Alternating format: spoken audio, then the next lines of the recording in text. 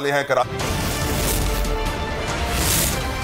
अहम खबर है, इंपोर्टेड हुकूमत को हर रोज एक नया सरप्राइज मिलेगा। तर्जुमान वजीर आला मुसर्रत जमशेद चीमा ने ट्वीट किया है। वो ये कहती हैं कि कप्तान ने शदीद बुखार के बावजूद गुज़िश्ता रोज अवाम से खिताब किया।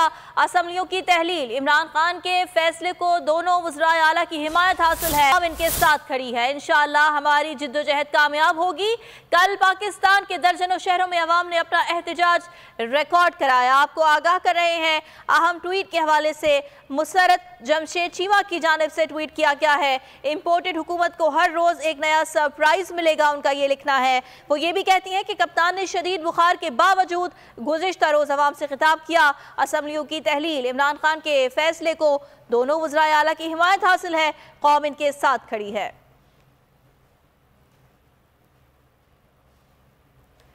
कराची से आपको अहम खबर देंगे, जहां